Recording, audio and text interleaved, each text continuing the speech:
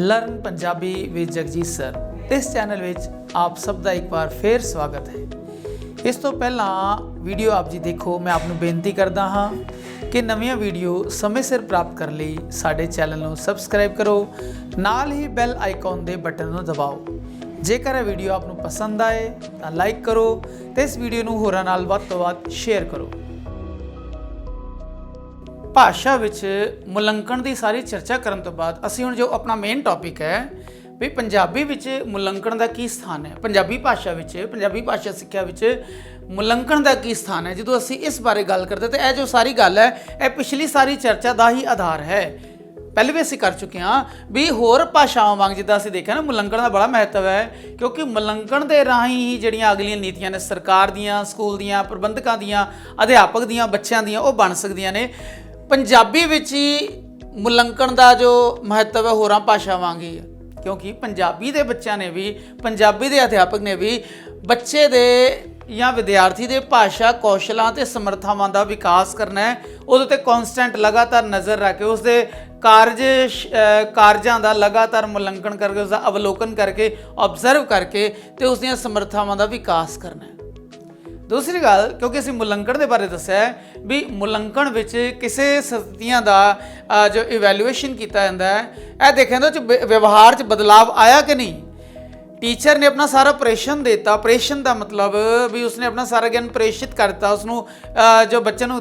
देता, उस तो बाद बच्चों के व्यवहार विच, उन्हां दी समझ विच, उन्हां दी कैपेबिलिटी विच, उन्हां दे कैलीबर च कोई फर्क नहीं आया। यदा मतलब वो जो सिक्ख्या प्रणाली लर्निंग टीचिंग का प्रोसैस ही वो कामयाब नहीं हो सका। इसका मतलब पंजाबी विच भी जे व्यवहार परिवर्तन होया तां उहदा मुलंकन जिहड़ा सफल है। व्यवहार परिवर्तन समझ के सीखण दे अनुभव की व्यवस्था करना,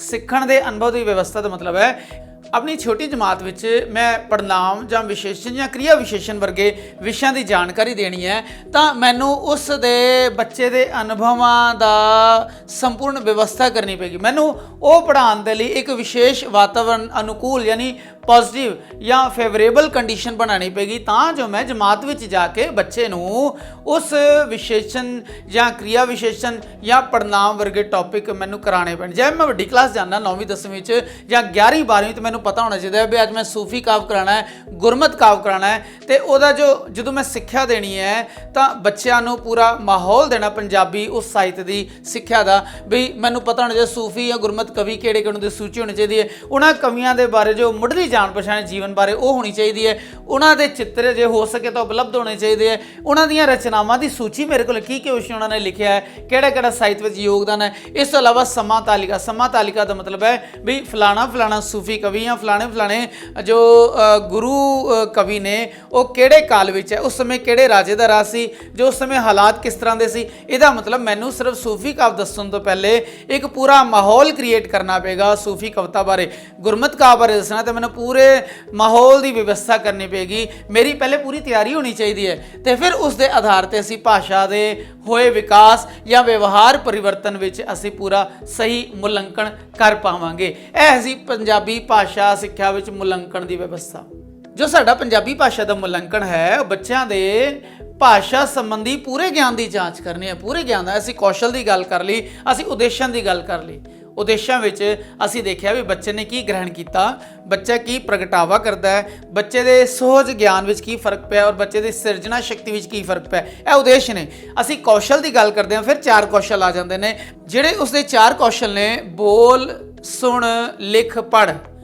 यह कर सकते कि नहीं। जो असी इस आधार पर मुलंकन करते हाँ तो फिर सानू उहदे पूरे ज्ञान की जांच हो जाती है। फिर इस दे आधार पर भी जो साडे उद्देश्य या कौशल सक्सैसफुल हो गए, सफलतापूर्वक हो गया, फिर सानू उन्हां दे जो प्रश्न पत्र ने या जो साधन मुहैया कराने हैं उन्हां बच्चों को पंजाबी की सिक्ख्या देने दे या पंजाबी सिक्ख्या ग्रहण कर ली, उस तो बाद उसका समय के अंतराल तो उन्होंने जो टेस्ट लेना है, प्रश्न पत्र बनाना है, वो जो प्रश्न पत्र है वो इस तरह का होवे कि साडे इक्को प्रश्न पत्र विच बच्चों की हरेक समर्था का पता लग जाए और बच्चों के सारे कौशलों की जांच हो जाए। असी कौशल उद्देश्य बार बार कर रहे हैं, क्योंकि यह कौशल तो उद्देश्य ਇਹ ਤੁਹਾਨੂੰ ਕਿਸੇ ਪਾਸੇ ਕਿਸੇ ਰੂਪ ਵਿੱਚ ਵੀ ਪ੍ਰਸ਼ਨ ਦੇ ਤੌਰ ਤੇ MCQ ਬਹੁ ਵਿਕਲਪੀ ਪ੍ਰਸ਼ਨਾਂ ਦੇ ਉੱਤਰ 'ਚ ਆ ਸਕਦੇ। ਇਸ ਦੀ ਤਿਆਰੀ ਜ਼ਰੂਰ ਕਰਨੀ ਹੈ ਵੀ 4 ਕੌਸ਼ਲ ਕਿਹੜੇ ਨੇ ਔਰ 4 ਉਦੇਸ਼ ਕਿਹੜੇ ਨੇ ਸਿੱਖਿਆ ਦੇ। ਜਦੋਂ ਅਸੀਂ ਉਹਨਾਂ ਦੀ ਗੱਲ ਕਰਦੇ ਹਾਂ ਤੇ ਇੱਦਾਂ ਦੇ ਪ੍ਰਸ਼ਨ ਪੱਤਰ, ਇੱਦਾਂ ਦੇ ਸਾਧਨ ਮੁਹੱਈਆ, ਇੱਦਾਂ ਦਾ ਮਾਹੌਲ ਬਣਾਉਣਾ ਚਾਹੀਦਾ ਹੈ ਜਦੋਂ ਉਸਦੀ ਜਾਂਚ ਕਰਨੀ ਹੈ ਪ੍ਰਸ਼ਨ ਪੱਤਰਾਂ ਦੇ ਟੈਸਟ ਦੇ ਆਧਾਰ ਤੇ, ਤਾਂ ਉਸਦੇ ਸਾਰੇ ਕੌਸ਼ਲ ਦੇ ਸਾਰੀ ਸਮਰੱਥਾ ਦੀ ਜਾਣਕਾਰੀ ਹੋ ਜਾਵੇ ਅਧਿਆਪਕ ਨੂੰ। ਔਰ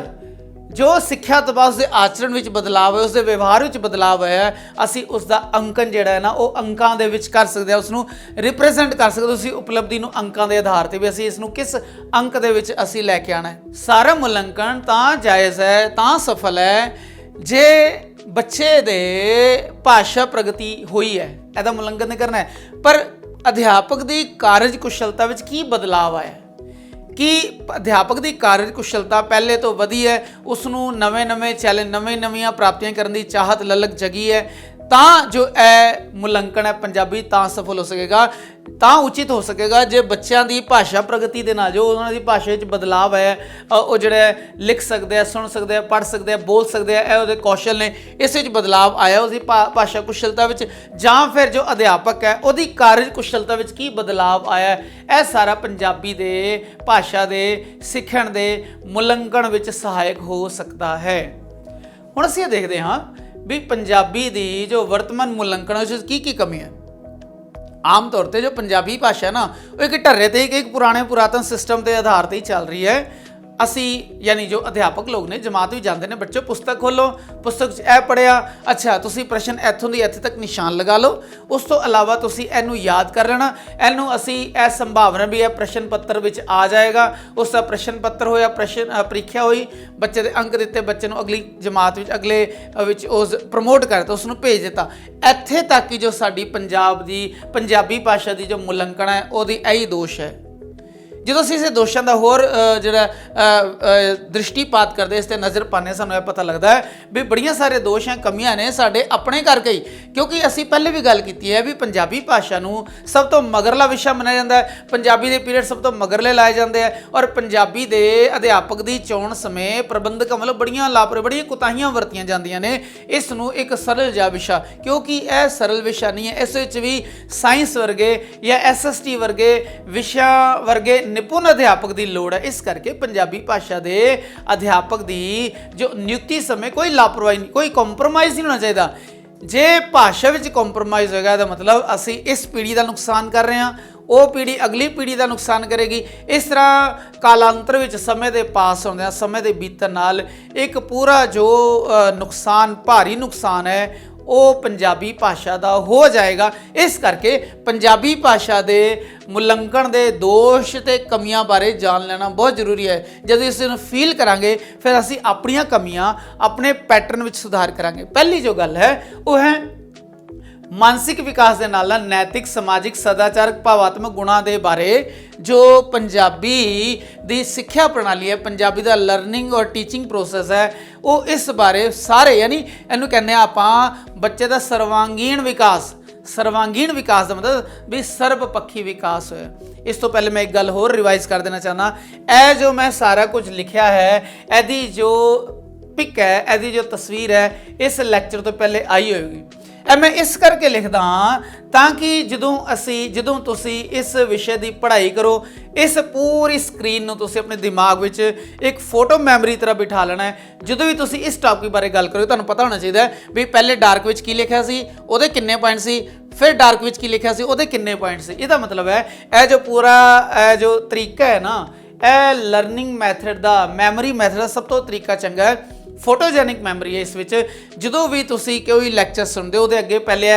ਸਕਰੀਨ ਆ ਜਾਂਦੀ ਹੈ, ਉਸ ਸਕਰੀਨ ਤੁਸੀਂ ਆਪਣੇ ਮਨ ਵਿੱਚ ਬਿਠਾਓ, ਉਸ ਦਾ ਸਕਰੀਨ ਪ੍ਰਿੰਟ ਲੈ ਲਓ ਜਾਂ ਉਸ ਨੂੰ ਫਟਾਫਟ ਲਿਖ ਲਓ, ਉਸ ਨੂੰ ਪੌਜ਼ ਦੇ ਕੇ। ਇਸ ਕਰਕੇ ਹੁਣ ਅਸੀਂ ਇਸ ਤੋਂ ਅੱਗੇ ਵਧਦੇ ਹਾਂ। ਪਹਿਲੀ ਗੱਲ ਹੈ ਵੀ ਜੋ ਸਾਡਾ ਮੁਲਾਂਕਣ ਇਸ ਆਧਾਰ ਤੇ ਹੋਣਾ ਚਾਹੀਦਾ ਹੈ ਕਿ ਬੱਚੇ ਦਾ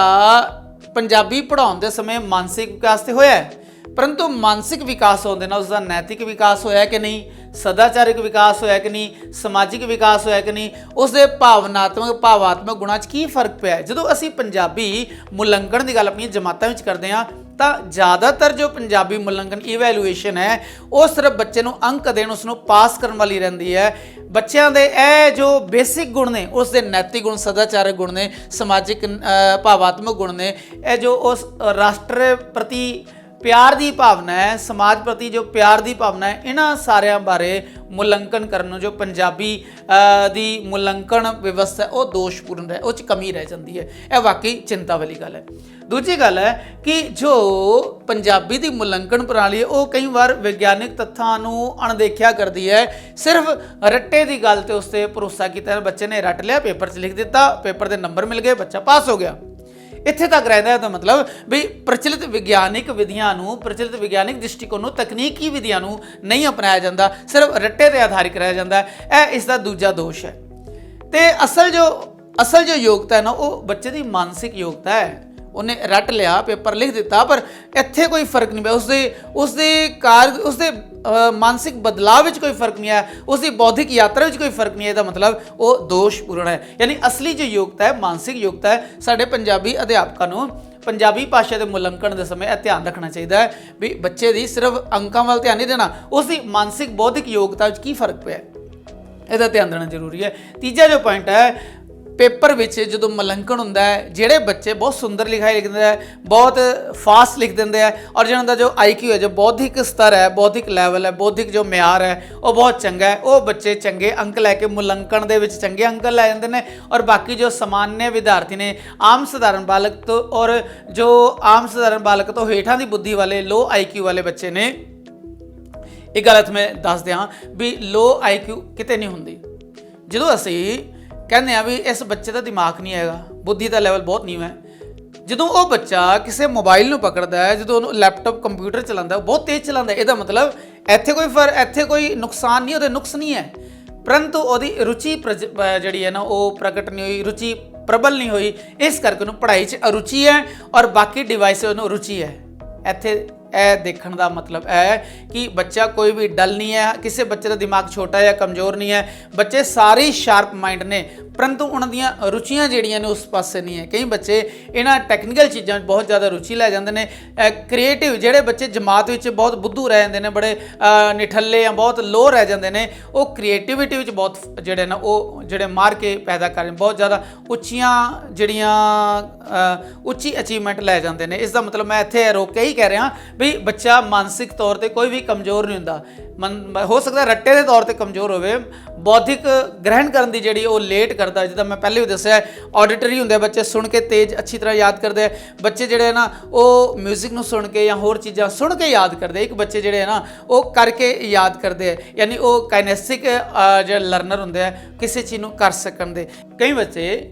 विजुअल लर्नर होंगे है, वो बच्चे देख के उसनूं सीख सकते हैं। साडी जो कारगुजारी की सफलता इस ते है भी असी सारे बच्चों को अलग अलग मान के सामूहिक तौर पर उन्होंने बच्चों में यह सारी चीज़ां फ्लैक्सीबल होकर जो वरतते हैं, उन्होंने की फर्क पैंदा है। साडे मुलंकन इस तरह की जी पावर, इस तरह का गुण होना चाहिए। अगली जो गल असी कर रहे हैं भी वो बच्चा सुंदर तो तेज लिखाई वाला है, उसनों अच्छे अंक मिल जाते हैं, परंतु इस सारी प्रक्रिया के दौरान अंक लगाउण दे या नंबर देने दे, मार्क्स देने दे दौरान बच्चे की भाषा कौशलों की परख या बच्चे का सही मुलंकन नहीं हो सकता। यह साडी पंजाबी विच, ऐ नहीं कहता मैं हिंदी च नहीं है या किसी होर भाषा च नहीं है, मैं अपनी पंजाबी बारे गल कर रहा भी सिर्फ जो सुंदर ते तेज लिखाई वाले बच्चे चंगे अंक लै जाते, मुलंकन उनका अच्छा करते अध्यापक भी, और उन्होंने भाषा कौशल की परख उनका प्रॉपर जो सही मुलंकन नहीं हो पाता। यह साडी जो पंजाबी की वर्तमान मुलंकन के दोष या कमियां ने। जो असी पाठ्यक्रम में जो टॉपिक लैने जी उन्होंने असी चोण लैने असी परीक्षा दृष्टि तो करते हैं भी यदा जो वेटेज है ज़्यादा है, इनू असी इन्ने नंबर का दे दें, इनू असी इन्ने नंबर का दे दें। इस करके जो असी प्रश्न पत्र की सैटिंग करते हैं, पाठ्यक्रम में विषय की चोण करते हैं सिलेबस में, तो असी परीक्षा की दृष्टि तो ही करते हैं। भाषा संचार में इसकी की फर्क पेगा, भाषा के कम्यूनीकेशन में की फर्क पेगा, कौशलों में उद्देश्यों में असी उस बारे अणदेखिया कर दें। यह दोष सानू दूर करना पेगा। उस बाद पंजवीं गल है कि जो परीक्षा है वो सारी पुस्तकी ज्ञान ते होंदी है। ਬੱਚੇ ਨੂੰ ਇੱਥੋਂ ਦੀ ਹੁਣ ਇੱਕ ਹੋਰ ਗੱਲ ਵਿੱਚ ਰੋਕ ਕੇ ਮੈਂ ਕਹਿਣਾ ਚਾਹੁੰਦਾ, ਜਦੋਂ ਕਿ ਆਪਾਂ ਆਪਣੀਆਂ ਜਮਾਤਾਂ ਵੀ ਦੇਖਦੇ ਹਾਂ CBSE ਦੀਆਂ ਪੰਜਾਬੀ ਦੀਆਂ ਪੁਸਤਕਾਂ ਵਿੱਚ ਪਹਿਲੇ ਅਸੀਂ ਕਵਿਤਾ ਪੜ੍ਹੀ, ਕਵਿਤਾ ਤੋਂ ਬਾਅਦ ਥੱਲੇ ਉਹਦੀ ਟਿੱਪਣੀ ਪੜ੍ਹੀ, ਟਿੱਪਣੀ ਤੋਂ ਬਾਅਦ ਅਸੀਂ ਪ੍ਰਸ਼ਨ ਉੱਤਰ ਕੀਤੇ, ਉਹਦੇ ਥੱਲੇ ਜੋ ਕਰਕੇ ਦਿਖਾਉਣਾ ਜਾਂ ਭਾਸ਼ਾ ਯੋਗਤਾ ਸੰਬੰਧੀ ਜਿੰਨੇ ਵੀ ਪ੍ਰਸ਼ਨ ਨੇ ਉਹ ਸਾਰੇ ਅਸੀਂ ਇਗਨੋਰ, ਅਸੀਂ ਕਹਿੰਦੇ ਨਹੀਂ ਤੁਹਾਨੂੰ ਪੇਪਰਾਂ 'ਚ ਨਹੀਂ ਆਣਗੇ ਤੁਸੀਂ ਇਹਨੂੰ ਛੱਡ ਦਿਓ, ਪਰੰਤੂ ਉਹਦੀ ਕਾਪੀ ਵਿੱਚ, ਉਹਦੇ ਪ੍ਰੈਕਟਿਸ ਵਿੱਚ, ਉਹਦੇ ਪ੍ਰੈਕਟੀਕਲ ਵਿੱਚ ਉਹ ਸਾਰੀਆਂ ਚੀਜ਼ਾਂ ਸਾਨੂੰ ਸ਼ਾਮਲ ਕਰਨੀਆਂ ਚਾਹੀਦੀਆਂ, ਕਿਉਂਕਿ CBSE ਨੇ ਜਾਂ ਹੋਰ ਬੋਰਡਾਂ ਨੇ ਉਹ ਜਿੰਨੀ ਵੀ ਸਮੱਗਰੀ ਦਿੱਤੀ ਹੈ ਕੁਐਸਚਨ ਤੋਂ ਥੱਲੇ, ਕਿਉਂਕਿ ਪੇਪਰ ਅਸੀਂ ਸਿਰਫ ਕਹਿੰਦੇ ਸਿਰਫ ਕੁਐਸਚਨ ਹੀ ਆਣਗੇ, ਖਾਲੀ ਥਾਂ ਸਹੀ ਗਲਤ ਆਏਗਾ, ਉਸ ਤੋਂ ਥੱਲੇ ਵਾਲੀ ਜੋ ਮੋਰਲ ਐਜੂਕੇਸ਼ਨ ਹੈ, ਮੋਰਲ ਪਾਰਟ ਹੈ ਜਾਂ ਹਿਊਮਨ ਵੈਲਿਊਜ਼ ਦੇ ਬੇਸ ਅਸੀਂ ਉਸ ਨੂੰ ਅਣਦੇਖਿਆ ਕਰ ਦਿੰਦੇ ਹਾਂ। ਇਸ ਕਰਕੇ CBSE ਨੇ ਪਿਛਲੇ ਸਾਲਾਂ ਵਿੱਚ, ਜੋ ਕਿ ਇਸ ਸਾਲ ਹਿਊਮਨ ਵੈਲਿਊਜ਼ ਦੇ ਬੇਸ 4 ਨੰਬਰ ਦਾ ਕੁਐਸਚਨ ਸੀ ਉਹ ਛੱਡ ਦਿੱਤਾ ਸੀ, ਪਰੰਤੂ ਹਿਊਮਨ ਵੈਲਿਊਜ਼ ਦੇ ਆਧਾਰ ਤੇ ਜੋ ਪ੍ਰਸ਼ਨ ਨੇ ਉਹ ਹੋਣੇ ਚਾਹੀਦੇ ਨੇ। ਵੀ ਜੋ ਪ੍ਰੀਖਿਆ ਹੈ ਪੁਸਤਕੀ ਗਿਆਨ ਦੇ ਆਧਾਰ ਤੇ ਹੈ, ਬੱਚੇ ਵਿੱਚ ਤਰਕ ਵਿੱਚ ਵਾਧਾ ਹੋਇਆ ਕਿ ਨਹੀਂ, ਬੱਚੇ ਦੇ ਅਭਿਆਸ ਵਿੱਚ ਕੀ ਫਰਕ ਪਿਆ, ਬੱਚੇ ਦੇ ਅਭਿਆਸ ਕਰਨ ਲਈ ਉਸ ਵਿੱਚ ਕੁਝ ਹੈ ਕਿ ਨਹੀਂ ਹੈ, ਇਸ ਮੁਲੰਕਣ ਦੀ ਵਿਵਸਥਾ ਸਾਨੂੰ ਉਸ ਦਾ ਧਿਆਨ ਰੱਖਣਾ ਪਏਗਾ, ਕਿਉਂਕਿ ਇਹ ਸਾਡੀ ਕਮੀ ਹੈ, ਇਹ ਸਾਡਾ ਦੋਸ਼ ਹੈ ਕਿ ਸਾਡੀ ਪ੍ਰੀਖਿਆ ਵਿੱਚ ਜੋ ਵੀ ਲਿਆ ਜਾ ਰਿਹਾ ਉਹ ਪੁਸਤਕੀ ਆਧਾਰ ਤੇ ਲਿਆ ਜਾ ਰਿਹਾ ਹੈ। ਵਿਵਹਾਰਿਕ ਸਕਿੱਲ ਯਾਨੀ ਜੋ ਆਮ ਸਧਾਰਨ ਸਕਿੱਲ ਯਾਨੀ ਕੌਸ਼ਲ ਨੂੰ ਡਿਵੈਲਪ ਕਰਨ ਲਈ, ਉਸ ਦਾ ਉਤਸ਼ਾਹ ਵਧਾਉਣ ਲਈ ਕੁਝ ਨਹੀਂ ਕੀਤਾ ਜਾਂਦਾ। ਉਸ ਤੋਂ ਬਾਅਦ 6ਵਾਂ ਪ੍ਰਸ਼ਨ ਹੈ, ਸਾਡਾ 6ਵਾਂ ਟੌਪਿਕ ਹੈ, ਹਰ ਸਾਲ ਪ੍ਰਸ਼ਨ ਪੱਤਰ ਦਾ ਪੈਟਰਨ ਸੇਮ ਰਹਿੰਦਾ ਹੈ। ਸਾਨੂੰ ਇਹ ਪਤਾ ਹੈ ਐਨੇ ਨੰਬਰ ਦੇ ਐਨੇ ਕੁਐਸਚਨ ਨੇ, ਐਨੇ ਨੰਬਰ ਦੇ ਐਨੇ, ਹਾਂ ਜੇ ਅਸੀਂ ਇਸ ਤੋਂ ਬਾਹਰ ਜਾਵਾਂਗੇ, ਆਪਣੀ ਨਵੇਂ ਐਕਸਪੈਰੀਮੈਂਟ, ਨਵੇਂ ਪ੍ਰਯੋਗਾਂ ਦੇ ਆਧਾਰ ਇਸ ਤੋਂ ਬਾਹਰ ਜਾਵਾਂਗੇ ਤਾਂ ਪ੍ਰਬੰਧਕਾਂ ਵੱਲੋਂ ਪ੍ਰਸ਼ਨ ਹੋ ਸਕਦਾ ਹੈ, ਤੁਹਾਡੇ HOD ਹੈਡ ਆਫ ਡਿਪਾਰਟਮੈਂਟ ਵੱਲੋਂ ਪ੍ਰਸ਼ਨ ਹੋ ਸਕਦਾ ਹੈ, ਪਰੰਤੂ ਇਸ ਬਾਰੇ ਸੁਚੇਤ ਹੋ ਕੇ ਸੋਚਣਾ ਪਏਗਾ। ਜੇ ਅਸੀਂ ਪੰਜਾਬੀ ਦਾ ਮੁਲਾਂਕਣ ਕਰਨਾ ਹੈ, ਸਾਨੂੰ ਇਹ ਦੋਸ਼ ਕੱਢਣਾ ਪਏਗਾ ਕਿ ਜੋ ਪ੍ਰਸ਼ਨ ਪੱਤਰਾਂ ਦਾ ਪੈਟਰਨ ਹੈ ਹਰ ਸਾਲ ਬਰਾਬਰ ਹੈ, ਹਰ ਸਾਲ ਸੇਮ ਹੈ। ਪ੍ਰਸ਼ਨ ਪੱਤਰ ਜਿਹੜਾ ਨਾ ਉਹ ਵਿਗਿਆਨਿਕ ਖੋਜ ਔਰ ਵਿਗਿਆਨਿਕ ਸੋਚ ਤੇ ਆਧਾਰਿਤ ਹੋਣਾ ਚਾਹੀਦਾ ਪ੍ਰਸ਼ਨ ਪੱਤਰਾਂ ਵਿੱਚ, ਕਿਉਂਕਿ ਅਸੀਂ ਬੱਚੇ ਦੀ ਭਾਸ਼ਾ ਵਿੱਚ ਸਾਰਥਕ ਪੋਜ਼ਿਟਿਵ ਬਦਲਾਵ ਲੈ ਕੇ ਆਉਣਾ, ਉਸ ਨੂੰ ਤਰੱਕੀ ਦੇਣੀ ਹੈ ਭਾਸ਼ਾ ਦੇ ਗਿਆਨ ਦੇ ਤੌਰ ਤੇ। ਇਸ ਕਰਕੇ ਜੋ ਪ੍ਰਸ਼ਨ ਪੱਤਰ ਹੈ ਉਹ ਵਿਗਿਆਨਿਕ ਸੋਚ ਤੇ ਵਿਗਿਆਨਿਕ ਖੋਜ ਦੇ ਆਧਾਰਿਤ ਹੋਣਾ ਚਾਹੀਦਾ ਹੈ। ਅਗਲੀ ਜੋ ਕਮੀ ਹੈ ਸਾਡੀ ਉਹ ਹੈ ਸ਼ਖਸੀਅਤ ਦੇ ਬਹੁਪੱਖੀ ਵਿਕਾਸ ਬਾਰੇ ਪੰਜਾਬੀ ਦੇ ਮੁਲਾਂਕਣ ਵਿੱਚ ਧਿਆਨ, ਕਿਉਂਕਿ ਪਹਿਲੀ ਗੱਲ ਇਹ ਹੋ ਚੁੱਕੀ ਵੀ ਪ੍ਰੀਖਿਆ ਤੋਂ ਪਾਸ ਹੋਣਾ ਹੀ ਸਭ ਤੋਂ ਵੱਡਾ ਮੋਟਿਵ ਹੈ, ਸਭ ਤੋਂ ਵੱਡਾ ਉਦੇਸ਼ ਹੈ, ਪਰੰਤੂ ਸ਼ਖਸੀਅਤ ਦਾ ਜੋ ਬਹੁਪੱਖੀ ਵਿਕਾਸ ਹੈ, ਬੱਚਾ ਨਿੱਜੀ ਤੌਰ ਤੇ, ਵਿਅਕਤੀਗਤ ਤੌਰ ਤੇ, ਸਮਾਜਿਕ ਤੌਰ ਤੇ, ਧਾਰਮਿਕ ਤੌਰ ਤੇ, ਰਾਜਸੀ ਤੌਰ ਤੇ, ਆਰਥਿਕ ਤੌਰ ਤੇ ਔਰ ਸਦਾਚਾਰਕ, ਸਭ ਤੋਂ ਵੱਡੀ ਗੱਲ ਹੈ ਕਰੈਕਟਰ, ਚਰਿੱਤਰਿਕ ਤੌਰ ਤੇ ਬੱਚੇ ਦੀ ਕੀ ਤਰੱਕੀ ਹੋਈ ਹੈ ਉਸ ਵੱਲ ਧਿਆਨ ਦੇਣਾ ਜ਼ਰੂਰੀ ਹੈ। ਮੁਲਾਂਕਣ ਵਿੱਚ ਉਸ ਦਾ ਬਹੁਤ ਵੱਡਾ ਪਾਰਟ ਹੋਣਾ ਚਾਹੀਦਾ ਹੈ। ਔਰ ਮੁਲਾਂਕਣ ਕਰਨ ਸਮੇਂ ਜਦੋਂ ਪ੍ਰਸ਼ਨ ਪੱਤਰ ਬਣਾਏ ਉਸ ਵਿੱਚ ਕਈ ਜੋ ਅਧਿਆਪਕ ਨੇ ਆਪਣੀ ਵਿਦਵਤਾ ਦਾ ਪ੍ਰਗਟਾਵਾ ਕਰਨ ਦੇ ਲਈ ਉਸ ਵਿੱਚ ਇਸ ਤਰ੍ਹਾਂ ਦੇ ਪ੍ਰਸ਼ਨ ਜੋ ਬਹੁਤ ਲੰਬੇ ਹੁੰਦੇ ਆ, ਬਹੁਤ ਬੇਲੋੜੇ ਹੁੰਦੇ ਆ ਔਰ ਜੋ ਕੌਸ਼ਲਾਂ ਦੇ ਆਧਾਰ ਔਰ ਉਦੇਸ਼ਾਂ ਦੇ ਆਧਾਰ ਤੋਂ ਪਰੇ ਹੁੰਦੇ ਆ, ਇਸ ਤਰ੍ਹਾਂ ਦੇ ਪ੍ਰਸ਼ਨ ਜਿਹੜੇ ਆ ਉਹ ਪ੍ਰਸ਼ਨ ਪੱਤਰਾਂ ਵਿੱਚ ਪਾ ਕੇ ਬੱਚੇ ਨੂੰ ਕਨਫਿਊਜ਼, ਬੱਚੇ ਨੂੰ ਜਿਹੜਾ ਨਾ ਆਪਣੇ ਮਾਰਗ ਤੋਂ ਪੁਚਲਾ ਦਿੰਦੇ ਆ, ਉਸ ਨੂੰ ਆਪਣੇ ਮਾਰਗ ਤੋਂ ਵਿਚਲਿਤ ਕਰ ਦਿੰਦੇ ਆ ਔਰ ਬੱਚਾ ਚੰਗੀ ਤਰ੍ਹਾਂ ਸਮਝਦਾ ਬੁੱਝਦਾ ਹੋਇਆ ਵੀ ਆਪਣੇ ਕੌਸ਼ਲਾਂ ਤੋਂ ਜਿਹੜਾ ਉਹ ਖਿਸਕ ਜਾਂਦਾ ਹੈ ਤੇ ਚੰਗਾ ਪਰਫਾਰਮੈਂਸ, ਚੰਗਾ ਦਿਖਾਵਾ ਪ੍ਰਗਟਾਵਾ ਪੇਪਰਾਂ 'ਚ ਨਹੀਂ ਕਰ ਸਕਦਾ। ਇਸ ਕਰਕੇ ਪੰਜਾਬੀ ਦੀ ਮੁਲਾਂਕਣ ਵਿਵਸਥਾ ਵਿੱਚ ਜਿਹੜੇ ਸਾਡੇ ਇਹ ਦੋਸ਼ ਨੇ, ਥੋੜੇ ਕੁ ਦੋਸ਼, ਇਸ ਤੋਂ ਇਲਾਵਾ ਹੋਰ ਵੀ ਬਹੁਤ ਸਾਰੇ ਤੁਹਾਡੇ ਆਪਣੇ ਐਕਸਪੀਰੀਅੰਸ ਨਾਲ ਹੋਣਗੇ, ਅਸੀਂ ਉਸ ਨੂੰ ਵੀ ਇਸ ਲਿਸਟ ਵਿੱਚ ਜਾਰੀ ਰੱਖ ਸਕਦੇ ਹਾਂ। ਨਵੀਆਂ ਵੀਡੀਓ ਸਮੇਂ ਸਿਰ ਪ੍ਰਾਪਤ ਕਰਨ ਲਈ ਸਾਡੇ ਚੈਨਲ ਨੂੰ ਸਬਸਕ੍ਰਾਈਬ ਕਰੋ, ਨਾਲ ਹੀ ਬੈਲ ਆਈਕਨ ਦੇ ਬਟਨ ਨੂੰ ਦਬਾਓ। ਜੇਕਰ ਇਹ ਵੀਡੀਓ ਆਪ ਨੂੰ ਪਸੰਦ ਆਏ ਤਾਂ ਲਾਈਕ ਕਰੋ ਤੇ ਇਸ ਵੀਡੀਓ ਨੂੰ ਹੋਰਾਂ ਨਾਲ ਵੱਧ ਤੋਂ ਵੱਧ ਸ਼ੇਅਰ ਕਰੋ।